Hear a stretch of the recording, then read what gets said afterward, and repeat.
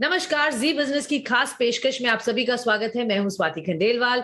Budget आने में कुछ ही दिन बचे हैं और आप जैसा जानते हैं हम हर उस सेक्टर की बात कर रहे हैं जिसके लिए बजट 2022 ग्रोथ बूस्टर साबित हो। इसी कड़ी में अब हम बात करेंगे बहुत ही महत्वपूर्ण सेक्टर इंफ्रास्ट्रक्चर, जो बहुत सारे सेक्टर्स को इनकम्पास करता है।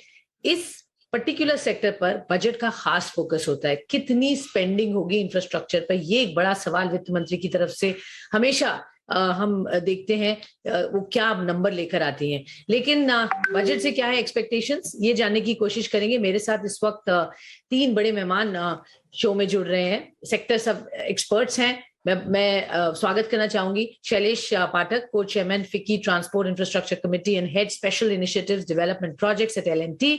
विनायक चैटर्जी साहब, ऑफ कोर्स एक्सपर्ट इस स्पेस में हैं और chairman at CII infrastructure council, industry representative. Also Sunit Kumar Maheshwari ji, जो कि फाउंडर मैनेजिंग पार्टनर है उद्विक इंफ्रास्ट्रक्चर एडवाइजर्स एलएलपी। बहुत बहुत धन्यवाद आप तीनों का ही हमें समय देने के लिए और इंफ्रास्ट्रक्चर पर एक इंटरेस्टिंग कॉन्वर्जेशन के लिए। पहले तो शैलेश सर, मैं आपके पास आती हूँ।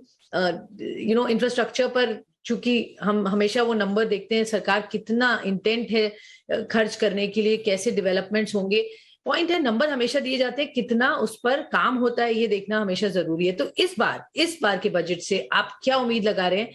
वित्त मंत्री क्या करें इंफ्रास्ट्रक्चर को और बढ़ाने के लिए? धन्यवाद। मैं तो कहूंगा कि पिछले वर्ष का बजट बहुत ही अच्छा था और उसमें जो 6 स्तंभ थे उसमें इंफ्रास्ट्रक्चर एक प्रमुख स्तंभ था। अगर हम देखें पिछले 12-18 महीने में क्या हो चुका है, तो 4 N हो चुके हैं।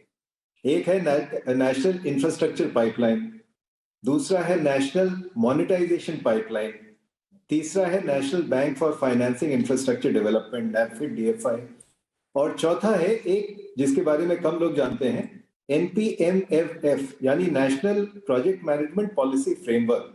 क्योंकि ये सब काम करने के लिए कैसे हम करेंगे, प्रोसेस क्या होगा, लोग कहाँ से आएंगे। तो ये 4 N जो है पिछले 18 महीने में बहुत अच्छे हो चुके हैं। इन पर क्रियान्वयन अगले 18 महीने में हो, ये हम चाहेंगे। बजट से हमारी 3 C's की उम्मीद है। सबसे पहला C है कैपेसिटी, क्योंकि राज्य सरकारों पे, भारत सरकार में कैपेसिटी है, राज्य सरकारों में और शहर और गांव के सरकारों में ये कैपेसिटी लानी होगी। तो कैपेसिटी जिसमें मिशन कर्मयोगी शुरू हो चुका है।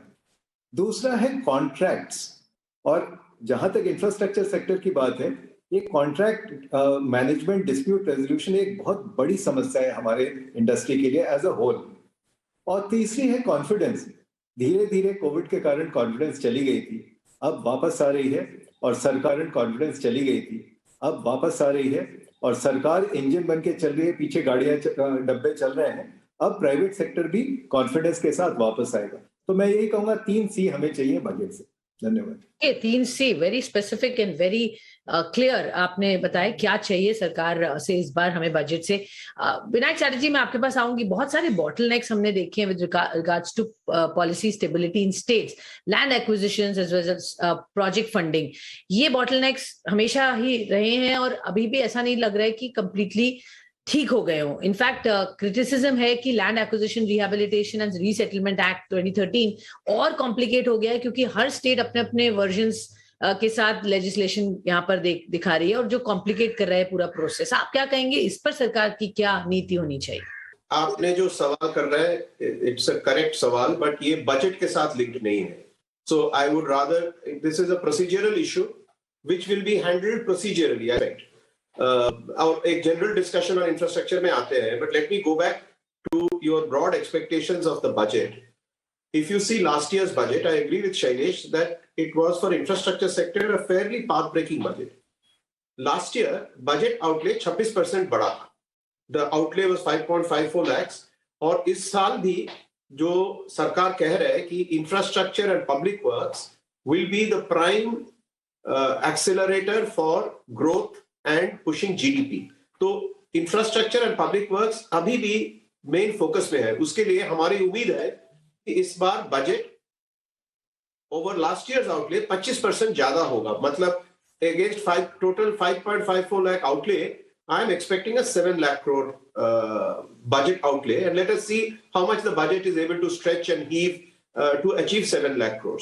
और ये 7 लाख करोड़ के ऊपर आप आउट ऑफ बजट रिसोर्सेज भी देखें जैसा हम एक्सपेक्ट कर रहे हैं कि state, if the union budget puts in 7 lakh crores, the expectation is all states not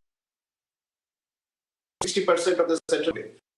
But let us say under stress conditions they do even, they are able to do about 5 lakh crores.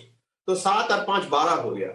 If the national bank that Shailesh mentioned, NABFID, if it can disburse 2 lakh crores, if the extra budgetary resources from PSUs add another 2-3 lakh crores and private capital brings in 2 lakh crores, we are close to having the fiscal capacity or the financial capacity to actually fund infrastructure's requirement of around 20 lakh crores per annum, which is broadly the expectation of the national infrastructure pipeline.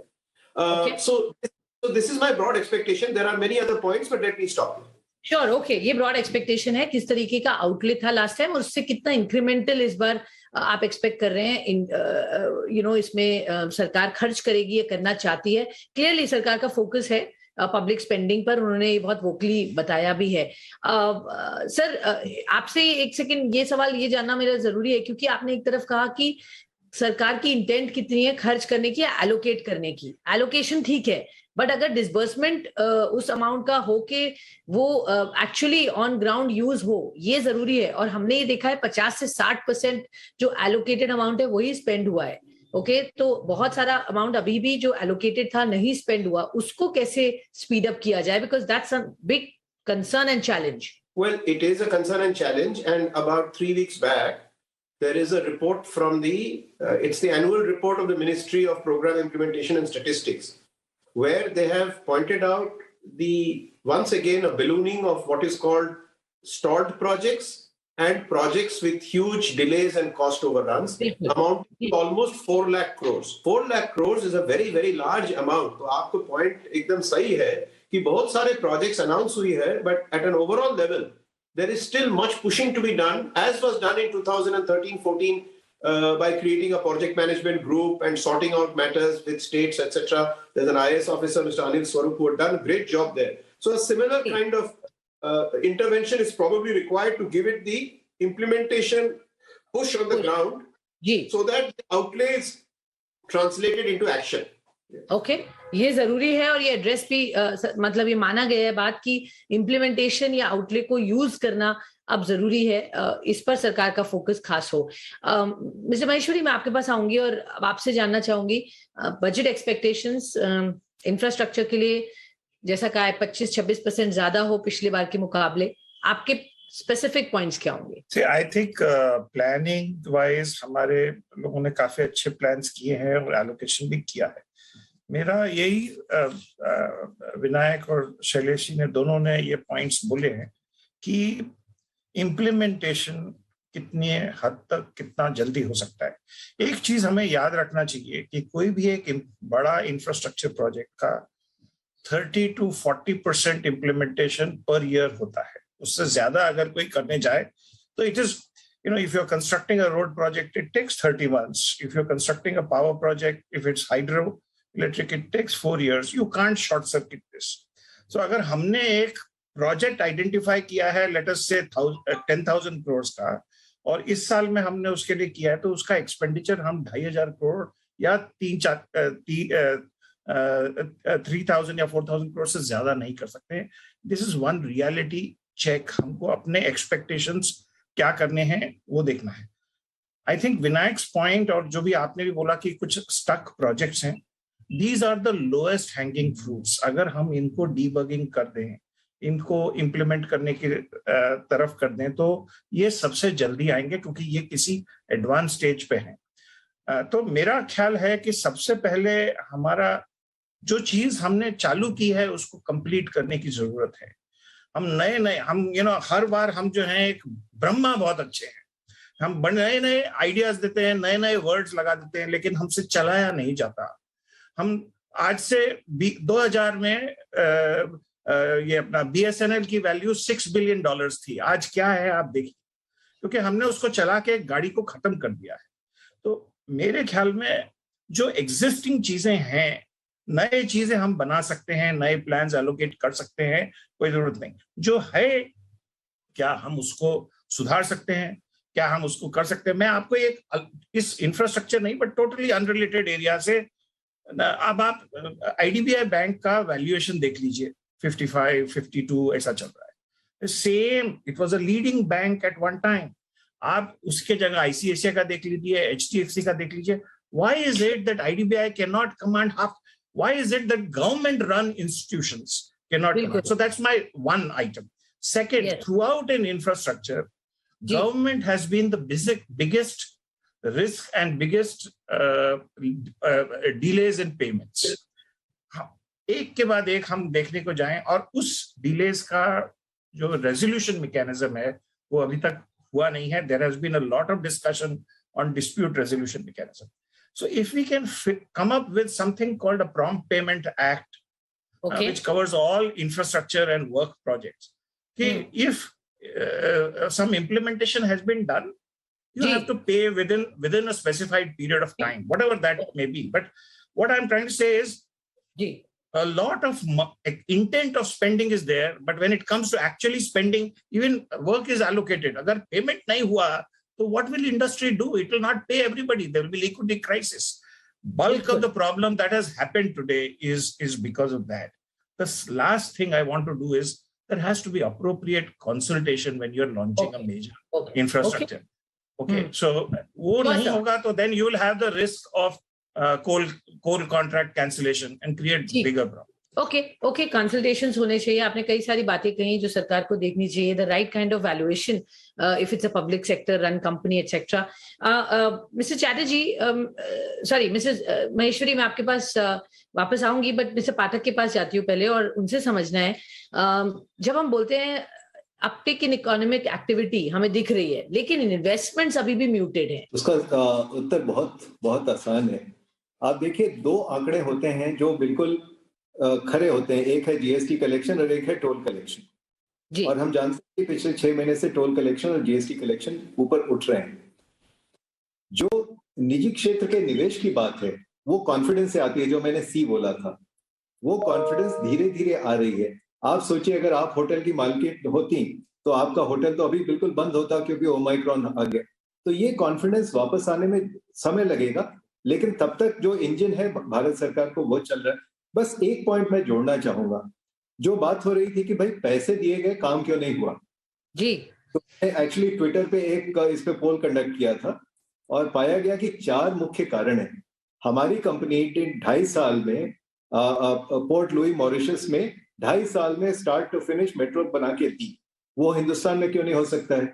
उसके कारण एक तो जो बोला जाता है कि जमीन की उपलब्धता, लेकिन उसका सबसे बड़ा कारण है ये रेगुलर पेमेंट्स. जो कॉन्ट्रैक्ट है उसके तहत पेमेंट्स मिल रहे हैं कि नहीं, जो प्रॉम्प्ट पेमेंट. तो एक कंस्ट्रक्शन लॉ बनाने का समय आ गया है. अगर इस बजट में या अगले बजट में एक स्पेसिफिक कंस्ट्रक्शन लॉ बन जाए. आज के दिन कॉन्ट्रैक्ट एक्ट 1872 में चल रहे हैं. और एक छोटा सा मुद्दा और भी है, हर चीज में कोर्ट्स जो हैं वो समय लगाती हैं फैसले देने में.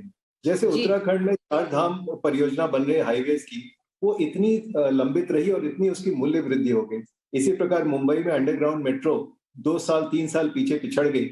इन सब चीजों को जल्दी निपटाना चाहिए. बिल्कुल, एंड आई थिंक वो बहुत बड़ी बात है. इस तरफ सरकार को फोकस करना है कि कोई भी प्रोजेक्ट लें उसका एक टाइम बाउंड मैनर में फिनिश हो, अदरवाइज उस प्रोजेक्ट की कॉस्ट भी बढ़ जाती है और अननेसेसरी डिलेज वो तो चलते ही रहते हैं. आई थिंक ये आपने बहुत बहुत अहम बात कही और सरकार को उस पर फोकस करना जरूरी है. बिल्कुल. मिस्टर चैटर्जी, मॉनेटाइजेशन पाइपलाइन का काफी फैनफेयर के साथ लॉन्च हुआ था. किस तरीके का इंटरेस्ट जनरेट हुआ है फ्रॉम सेक्टोरल प्लेयर्स, एंड क्या लगता है सरकार ने जितनी होप की थी, जितना रेवेन्यू जनरेट कर पाएगी वो कर पाई है? क्या दिक्कतें आ रही हैं वहां? Monetisation pipeline, I will answer you, but इससे पहले बोथ महेश्वरी जी और पाठक जी ने जो कहा timely payments, I am actually happy to tell you that सरकार ने एक बहुत बड़ा रिफॉर्म इनिशिएट किया है. This is the 29 October circular on reforms in public policy procurement. ये it is now part of GFR, which is General Financial Rules of this country, जिसका मतलब ये होता that if you violate that as a government officer, you can be hauled up before the CAG and CDC others. So उसमें timely payments का एक clause है which says you shall. सरकारी notification में the word may और should और shall में बहुत फर्क है. ये लिखा है नोटिफिकेशन में, मैंने पढ़ा उसमें कि you shall make payments of the running bills within 10 working days. And you shall make payment of the last bill within 28 working days of completion of a project. बहुत सारे और चीज है इसमें. It is one of the fundamental reforms in public policy procurement. The point is, budget में हम CI की तरफ से भी कहा that while 29th October circular has been released and it has been gazetted and notified, the effect of that on the procuring agencies, which is the government, has not yet been felt. तो हम तो कह रहे हैं कि भाई सरकार pressure दे कि every procuring agency, वो NHAI हो या Inland Water हो या BHEL हो, NTPC हो or Power Grid ho, now start implementing that, because if you do not, the concerned officers can be hauled up in audit. The point is that this is applicable only to central government entities. And therefore the request is that it is an item beyond the budget, but the budget can take a strong point of view on this to say that states must also now adopt it. ये payment वाली बात आ गई कि सरकार already इनकी जो ब्रह्मास्त्र फेंक दी. It is in the general financial rules of the Union of India. You cannot violate it. So let us see what happens in the months ahead. On NMP, quick answer is it's too early to say. NMP का कब अभी 3-4 महीने हुआ होगा where the NMP was announced. It's too early to say what the result is. But the fact is that as a policy, as an economic measure, it has been welcomed by Indian industry as creating a virtuous cycle कि projects monetize करो और उस project से सरकार EPC और HAM में बनाए. It's a virtuous cycle. It has even given a list of indicative items which can be monetized, from bus terminals to stations to power, electricity lines. So as a scheme, it is good. It has been received well. And as you know, private investors who are long-term funds, Indian and foreign, love operating brownfield assets as distinct from greenfield assets. So our belief in industry is that it should go well. Provided, remember, it is not a sale of asset. It is a concession agreement. Concession basically means it's a PPP framework. तो हमारे apprehension ये है कि if the PPP framework is not appropriate, then NMP will fall by the wayside. So the critical issue is to get the PPP framework right. वो सही यहाँ पर देखना चाहिए, समझना चाहिए. मिस्टर महेश्वरी, इंफ्रास्ट्रक्चर की हम बात करते हैं तो बहुत सारे पहलू हैं उसके. बहुत सारी एरियाज में जरूरत है इन्वेस्टमेंट्स की. Road, railway, there is a transport system all together, there is a broadband या इंटरनेट का इंफ्रास्ट्रक्चर सेटअप करना है. तो it encompasses many sectors. As I said, green corridor, hydrogen mission, ये कुछ प्रोजेक्ट्स हैं जो सरकार जिन पर खास फोकस दे रही है. Again from the infrastructure point of view, आप किस तरीके के ट्रेंड्स देख रहे हैं यहाँ पर? कुछ स्पेसिफिक अनाउंसमेंट्स, ऑफ कोर्स कुछ ही समय पहले हमने देखा सरकार ने कुछ सम एलोकेट किए हैं for green corridor kind of projects, but क्या लग रहा है इसमें और जरूरत है फंड्स की? सरकार को इस पर ज्यादा फोकस देना चाहिए. I think yes. Now let me just highlight 2 things.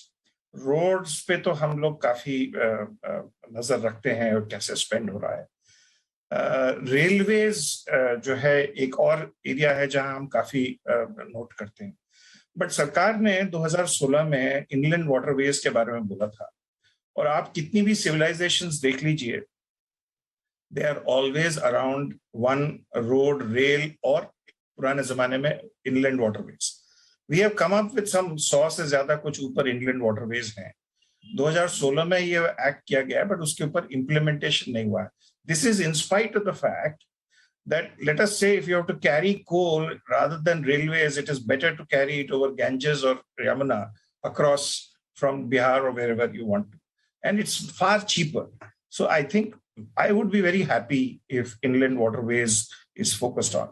The second is the weakest link in India, जो है वो है municipal infrastructure. Yes. Water works, water sanitation, waste water treatment, urban water. अभी जैसे बॉम्बे में है, we are consuming, हम इतना पानी कंज्यूम करते हैं, वो किसी और जगह को डिनाई करके करते हैं. We have to, हमें जो है वाटर रिसाइकलिंग के ऊपर हमें इन्वेस्टमेंट करने की जरूरत है. तो आई थिंक ये सब चीजें आप हमें अगर वो कर पाए, कुछ नए एरियाज जो हैं, तो वो बहुत अच्छा होगा. इम्प्लीमेंटेशन अनाउंस्ड इनिशिएटिव्स के डीले में आपको बताता हूं. जैसे NIF को अनाउंस किया गया, उसको 2 साल लगा ना फुल्ली चालू हुआ. NABFID 1 साल से थोड़ा पहले हुआ था, लेकिन और वो एक्चुअली 3 महीने में चालू हो सकता था, लेकिन 1 साल लगा है, और अब शायद जाके मार्च तक चालू होगा. तो मैं सिर्फ एक बोल रहा हूँ कि जो चीजें हम अनाउंस करें, कम अनाउंस करें, बट उसको इम्प्लीमेंट फास्ट करें. तो प्रॉब्लम सॉल्व होगी। दूसरा, हम लोगों ने ऑलरेडी बोल दिया पेमेंट के बारे में एंड डिस्प्यूट रेजोल्यूशन। तो इतना अर्बनाइजेशन हो रहा है, तो अगर मैं बोलने को जाऊं कि शायद अर्बन इंफ्रास्ट्रक्चर पे हमें थोड़ी सी ज्यादा अटेंशन देना चाहिए। ओके, श्योर, ज्यादा अटेंशन की जरूरत है, but I guess what I take from your point is कि जितना अनाउंस हो रहा है उससे ज्यादा पहले जो अनाउंस हो चुका है उस पर फोकस करके कंप्लीशन की तरफ हम बढ़े, इम्प्लीमेंटेशन की तरफ बढ़े। Mister Pathak, mega industrial corridors government जो बना रही है to improve industrial infrastructure and manufacturing बढ़ाने के लिए, आपके हिसाब से कितनी इंपॉर्टेंट है ये डेवलपमेंट? ऑल्सो आपको लगता है और कॉरिडोर्स इसी के सेटअप में तैयार होने चाहिए, प्लान करने चाहिए? जी बिल्कुल Swati ji, actually let me give some praise to the government on the infrastructure front specifically. आपको मैं छोटा सा उदाहरण दूं, नवंबर में बैंकों के साथ एक हाई लेवल मीटिंग हुई थी जिसमें सारे गवर्नमेंट ऑफ इंडिया आए थे कि बैंक क्रेडिट सेक्टर्स में कैसे जाए, and I was FICCI representative, I made some points कि इंडस्ट्री क्या चाहती है। अगले महीने ही एक वर्किंग ग्रुप बन गया, कल हमारी बैठक है उस वर्किंग ग्रुप की, कि बैंक क्रेडिट कैसे सुलभता से उपलब्ध हो। तो हर मर्ज की दवा तो बजट हो ही नहीं सकती। बजट तो एक इनकम एंड एक्सपेंडिचर स्टेटमेंट है जिसके साथ एक अच्छा भाषण होता है जिसमें नीतियां निर्धारित होती हैं, अगले एक साल करेंगे। But specifically on the industrial corridors, जैसा आपने कहा, हमने शुरू किया था दिल्ली मुंबई इंडस्ट्रियल कॉरिडोर से, जो कि डेडिकेटेड फ्रेट कॉरिडोर के ऊपर आधारित था।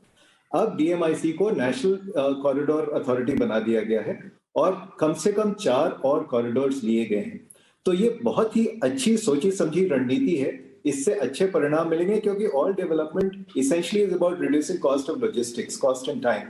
और अगर कॉरिडोर हो, हाई स्पीड कॉरिडोर हो, जैसा सुनील जी ने कहा पहले नदियों पे होता था, अब ट्रेन पे होगा, तो ये 4 कॉरिडोर जिस दिन बनेंगे, India's employment potential will go up, India's export potential will go up. ये बहुत अच्छा काम हो रहा है।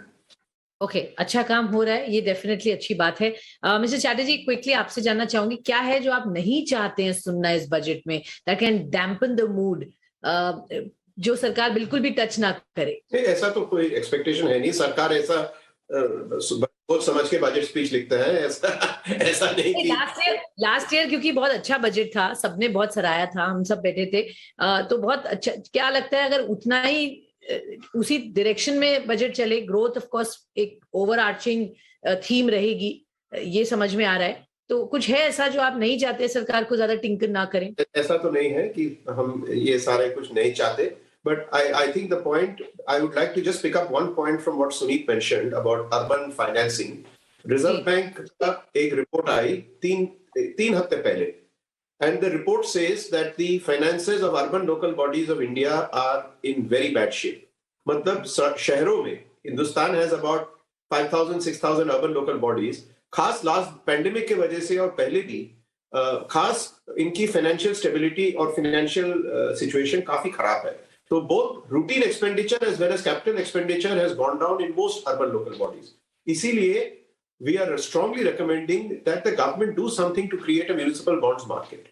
Yes. It can, right? It is the all American cities, for example, are funded by munis. It is one of the largest capital market instruments in the US. तो हमारे हिंदुस्तान में ये municipal bonds has not taken off, and I think the central government should be able to suggest a variety of measures. They know what measures there are, from credit enhancement to co-participation, etc. But municipal bonds have to be pushed now if you are expecting urban local bodies to take charge of their own destinies as is envisaged under the 74th Amendment. That's the only point I want to make. Okay, municipal bonds, इस पर focus देना जरूरी है, क्योंकि हम देखते हैं globally भी ये बहुत अच्छी एक वे है to raise funds to empower the municipal really and use that money for infrastructure building. बहुत बहुत शुक्रिया आप तीनों का हमारे साथ जुड़ने के लिए, एक क्विक राउंड ऑफ कॉन्वर्सेशन के लिए कि बजट में अगर इंफ्रास्ट्रक्चर, क्योंकि वो मेन थीम होती है, उस पर फोकस दें तो कहाँ देना चाहिए। धन्यवाद आप सभी का, उम्मीद है सरकार सुनेगी और बेहतर बजट पेश करेगी। शुक्रिया।